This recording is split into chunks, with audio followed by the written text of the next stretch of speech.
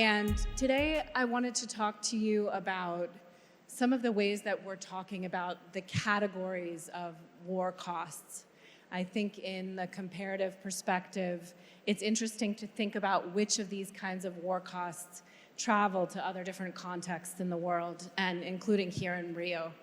So first I'm going to talk about the ways that we calculate human costs. So for us, it's really important to look at all categories of deaths and all perpetrators. What we've found is that if you separate a death toll by who actually did the killing, like the violent actor, if you look at the perpetrator of the violence, you're inevitably going to miss some of the deaths. So it's important to kind of have a total death toll, no matter the perpetrator of violence and no matter who's killed. So really importantly, our death toll includes, for example, this category of opposition fighters right here is something that a lot of times the state doesn't count. They say that the militants, those guys don't deserve to be included. But we include them. We also include US military deaths, DoD civilians, the defense workers, contractors. These are the hidden laborers of war, the people who are employed by the Department of Defense to do the work of things like being security guards on bases. And a lot of times they're coming from countries like Nepal or Colombia to work in the war zones of Afghanistan and other places. Allied troops from other nations, civilians, the largest category of people who die in war, opposition fighters, journalists, humanitarian workers. So I'm going to be talking about the case of the post-9/11 wars today. On Friday, when I speak again, I'll be speaking about Gaza a little bit more. But today, the post-9/11 wars that started in 2001 with the US invasion of Afghanistan has been our primary case study over these 15 years of doing the work that we've done. And it enables me to talk about all the different categories that we cover. So if you look at the death toll here, it's 929,000 people directly killed in the post-9/11 wars. And again, this is not people killed just by the United States. These are people killed by all the warring parties, okay? So this is a body of work that I've done on a category called indirect death. Now, it's actually a public health term. Epidemiologists use it to talk about the ways that people die in war, not just through direct war violence, the bombs and the bullets and the fires, but also through the reverberating effects of war, like the destruction of healthcare infrastructures and hospitals, the destruction of people's livelihoods, food insecurity, environmental contamination, and reverberating trauma and violence, the way there's greater circulation of guns in wartime. Domestic violence and gender-based violence skyrockets in wartime. And so there are all of these pathways. And what I did with this piece of research was systematize what public health experts call the causal pathways to indirect death. And so those include some of the things that lead to disease and malnutrition and maternal and newborn complications.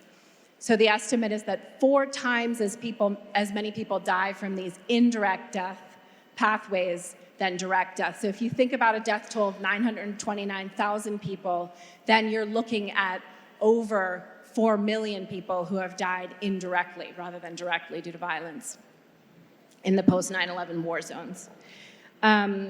Next slide, please.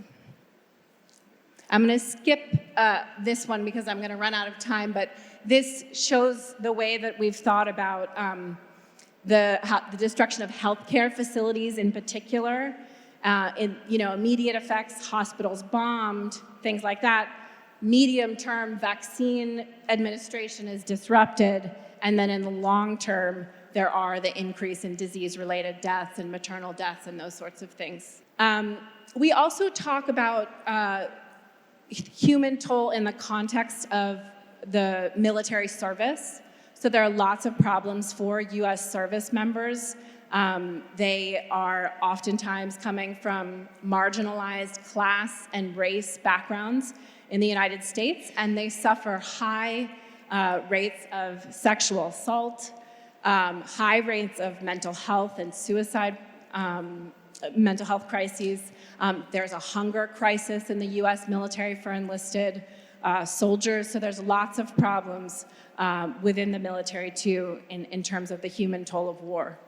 The economic costs. So the first type of economic cost of war is a budgetary cost. Next slide.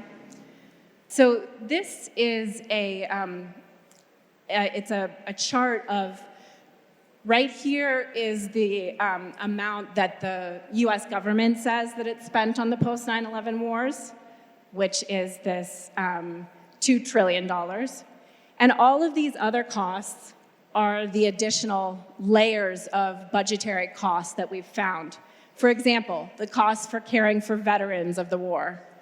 There is interest on war debt because these are credit card wars, increases to the base budget. So all of these things are also costs of war. And it's really important to talk about not just what the official budget is, but also put together the many different parts of what's spent on war to get a truer sense of the costs.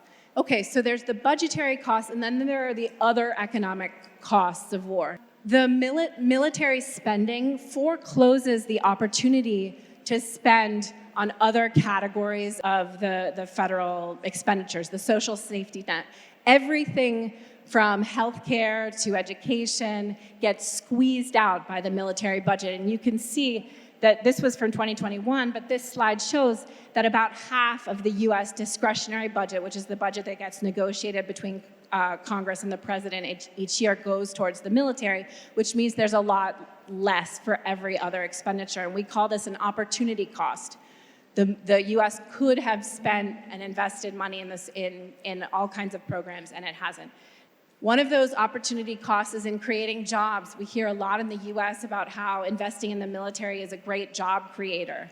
And actually, our research shows that we've lost the opportunity to create millions of jobs because other sectors are far more labor intensive. So if you invested those same dollars in healthcare or education, you're going to create far more jobs. This has affected our entire political system. The way political power operates in the United States is heavily influenced by the military contracting, the weapons manufacturers of the annual Pentagon budget, which is $1 trillion. So they're earning over $500 billion a year, and they are heavily invested in continuing the system to maintain the status quo of a militarized society. So they, for example, send over 700 lobbyists to to lobby Congress, which is basically to advocate for more money flowing into US war making in order to gain profit. They are war profiteers, and the political system in the United States walks hand in hand with those arms manufacturers who have outsized political influence. Next slide. I need to finish up, but just to give you a quick sense, social and political costs. Next slide, please. We look at people who have been detained and tortured by the United States forces in Afghanistan and many other places. We also look, this is a web of post 9/11 surveillance infrastructure, which operates not just through one federal agency, but through many layers of government, many apparatuses of security. And we talk about this as a violation of civil liberties, which also is a cost of war. And these are the same kinds of mechanisms that we're seeing being intensified and ramped up today in the US crackdown on migrants. Police militarization has also intensified because of war. All foreign policy is interconnected with domestic policy. And so we've seen, for example, a huge amount of transfer of war equipment to police departments in the United States. I'm almost done. The costs of war have been huge for democracy. The concentration of power in the executive branch compared to other branches of government is something that we're seeing play out today with President Trump. Environmental costs.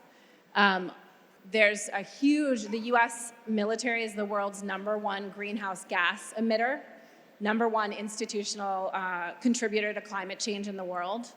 And then there are huge costs in the war zones. There are all kinds of toxins in the soil, in the air, in the water, enter into people's bodies and make them sick. Who profits? This is another line of work. Just as I was saying, the military contractors gain over 54% of the annual budget is another really important question to ask, along with what are the costs? Who profits from the war? This is the new companies in the military-industrial complex, all the Amazon and the Googles and the Microsoft that are gaining political influence as a result of all the money that they're now getting from the Department of Defense for new warfare technologies. And then another really important question to ask is, what are the alternatives? So we've done research, historical research, on all the different ways that the US could have responded to the attacks of 9/11 with paradigms other than the war paradigm. So there are many alternatives. Thank you. I'll end there. Yo voy a hablar de dos temas que me parecen clave. Voy a iniciar mejor con dos premisas, y es la primera, que en Colombia el Estado se ha encargado de fabricar memorias que hacen que entre nosotros y nosotras nos veamos como enemigos internos, ¿sí? Y eso se hace en la medida en que se busca ver en el otro el problema y no se busca las soluciones institucionales que deben hacerse para mejorar la vida de cada uno de los que vivimos en el territorio. Segundo, que en Colombia no ha existido una aniquilación de los pueblos negros, indígenas, raizales y palenqueros, y es precisamente porque ha existido una resistencia desde la memoria, desde la cultura, desde el arte, que ha hecho que la resistencia cada vez se haga mucho más fuerte y que podamos tener este tipo de aliados y este tipo de experiencias a nivel del mundo que nos permiten seguir resistiendo en nuestro territorio. Nosotros en el año 2016 en Colombia, en el marco de esa firma de los acuerdos de paz entre el gobierno nacional y las guerrillas de la FARC, en los territorios como el Pacífico colombiano, que es donde yo vengo de Buenaventura, un territorio ubicado al suroccidente del Pacífico colombiano, un territorio que le ofrece al territorio nacional más del 80% de la economía nacional a través del puerto y a través de los distintos puertos que hoy están operando en el territorio, pero que también es un territorio altamente rico en biodiversidad, en una cultura llena de colores, de sabores, de ritmos que nos dan una identidad propia como pacíficos, nos dan una identidad propia como gente que quiere vivir en paz y con dignidad en su territorio.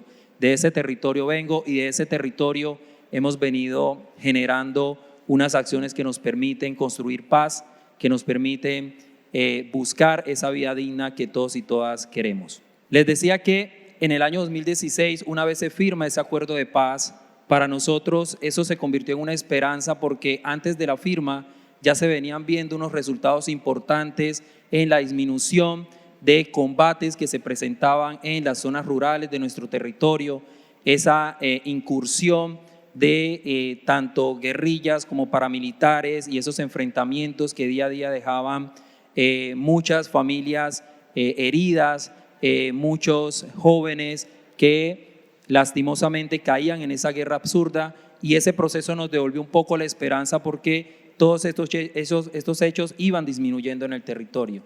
Una vez se firma ese acuerdo, llega un nuevo gobierno con una decisión de aniquilar esos acuerdos, pues nuevamente empezamos a vivir toda esta ola de violencia y de conflicto que históricamente hemos tenido en nuestro territorio.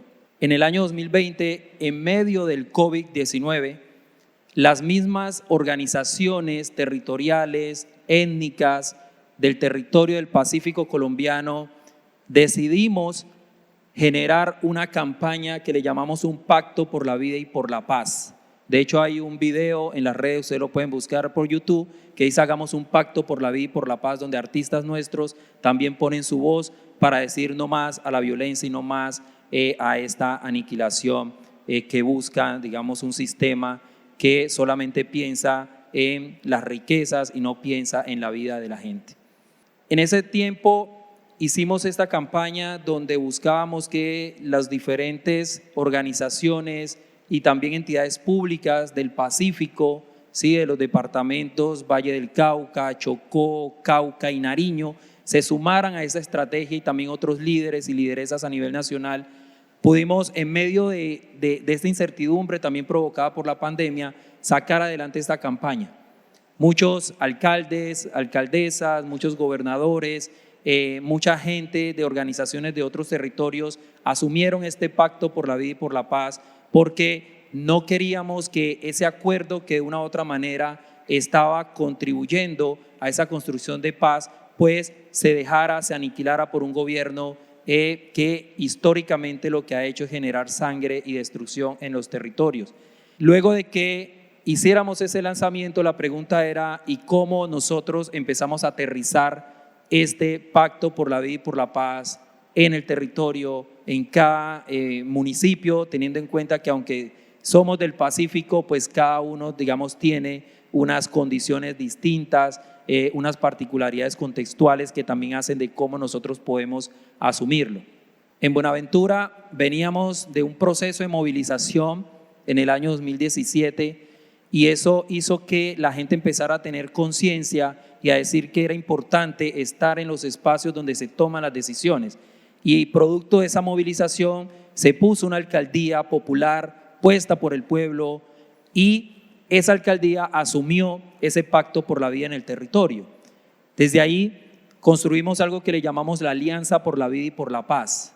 Y esta Alianza por la Vida y por la Paz sumó el sector de la academia, el sector de la iglesia, las organizaciones sociales, comunitarias, de artistas, gente que históricamente viene haciendo paz en el territorio, y generamos una alianza.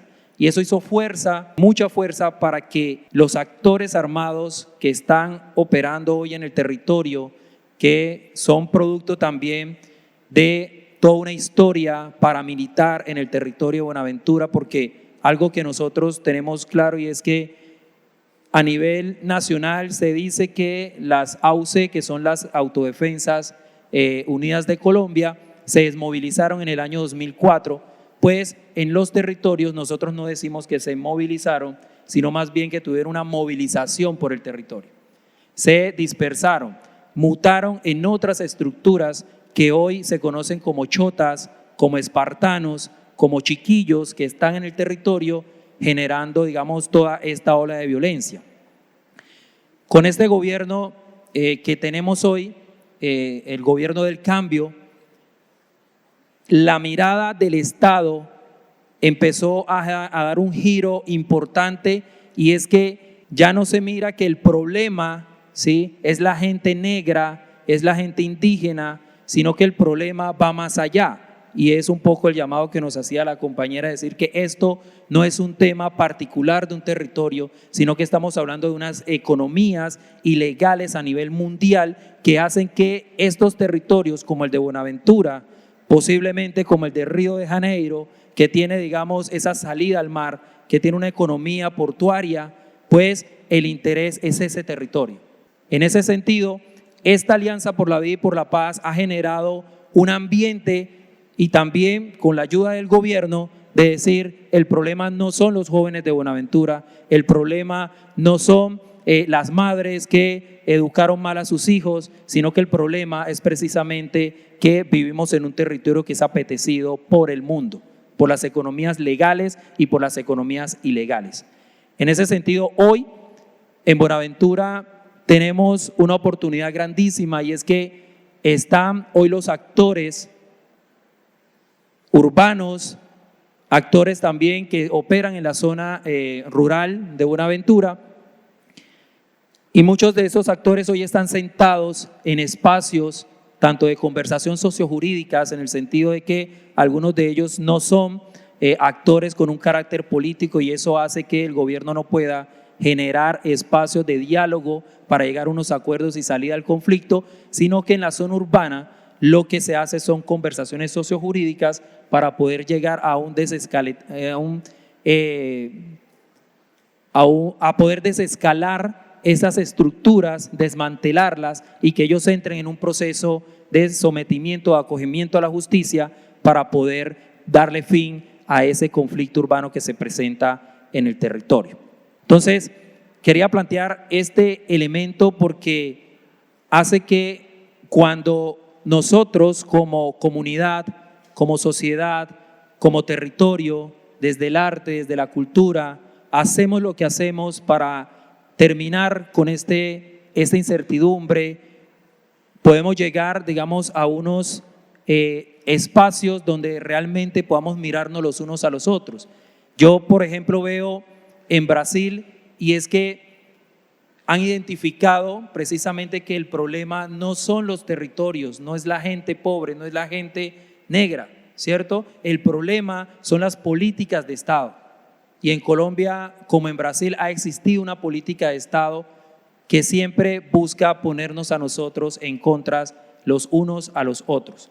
Y nosotros hemos encontrado que el camino tiene que ir también de la mano con aquellos que por muchas decisiones, por muchos factores, han ido y han tomado las armas y decirles, ustedes también son del territorio, ustedes son hermanos de nosotros y tenemos que sentarnos para ver cómo es que queremos vivir en nuestros espacios de vida, de entorno, de poder interactuar en armonía los unos a los otros y poder vivir como queremos nosotros. Y es como ese lema que se ha venido construyendo a nivel de territorios, que podamos vivir en paz y con dignidad en nuestro territorio. Muchísimas gracias. Thank you so much to all three of my fellow panelists. This was a very fruitful set of research and discussion that I think deserves probably a lot more time to unpack fully how this relates to the work of Regis, but also the territory of Maré, as well as the rest of the favelas in Rio de Janeiro and in Brazil. I have a few thoughts that I think come from a long time working with Regis, collaborating with them, and doing research in Maré. And then I thought I would ask a question for the panelists after a couple of minutes of thoughts, and we could have a discussion, because I think there's one way in which we could have a really useful exchange about how we dispute narratives, hegemonic narratives that the state reproduces in.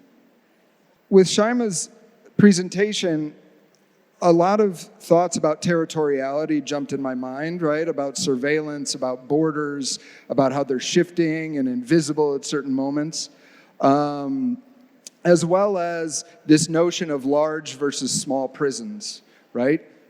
Mass incarceration is a phenomenon that many countries in Latin America and the United States in particular have experienced recently, and thinking about the strategies that the state uses to try to convince local populations not to resist its authority, its public policies. I think this is maybe a useful comparison as well, in which how the state is trying to do that in territories like Maré as well, using a bunch of strategies to try to compartmentalize, to fragment, to weaken collective resistance or collective resilience strategies that those communities have.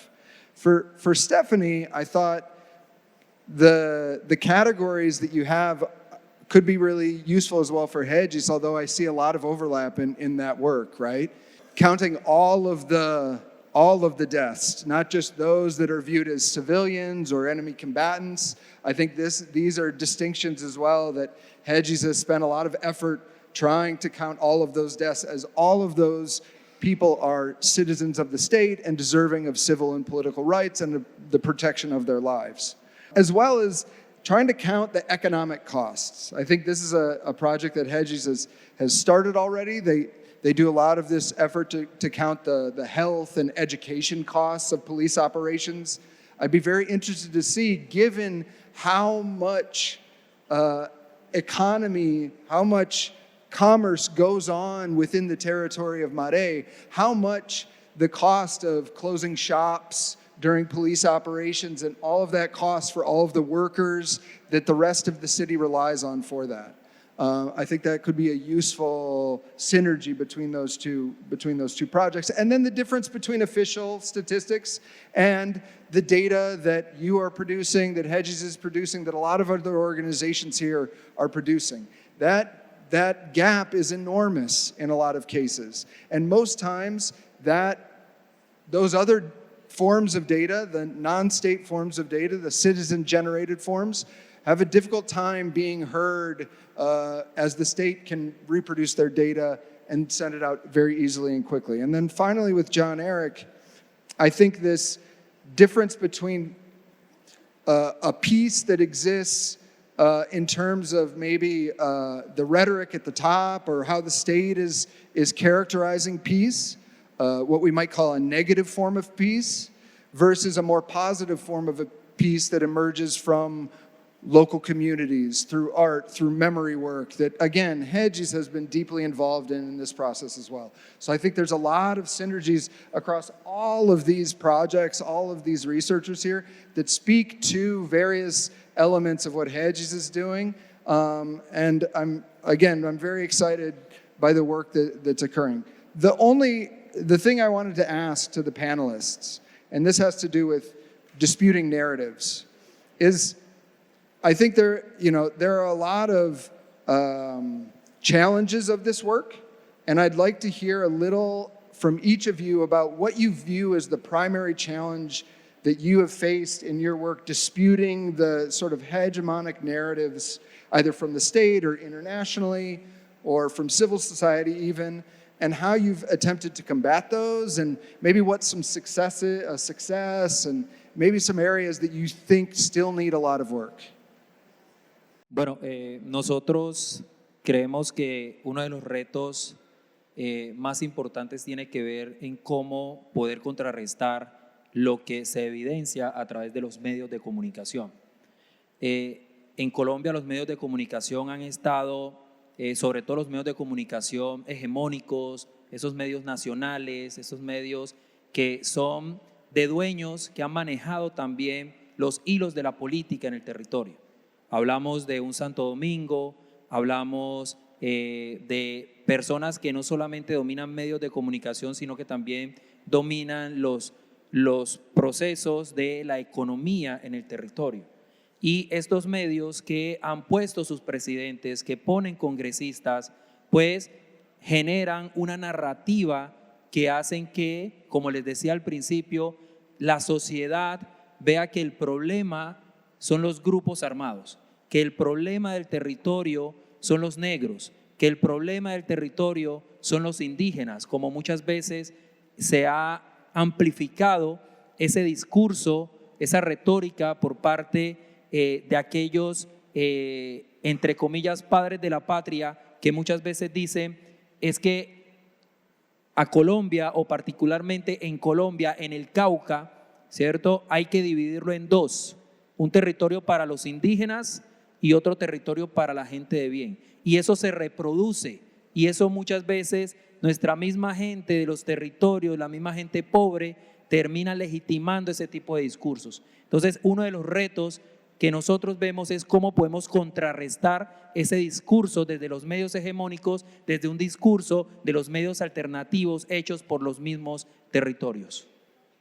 Disputing hegemonic narratives is it's a hard thing to do. Where do those happen? Those happen in the mainstream media. I think that's why, you talked about the media in the United States. It's oftentimes the media goes hand in hand with official policy. So sometimes that can shift when you see public opinion shifting. You start to see journalism shifting as well in a way that opens questions about state policy. But it takes a long time to get there, and oftentimes the questions are narrow. And so a lot of times when we do target the media, for us it's important to kind of open like critical thinking and questioning in the public sphere with our research.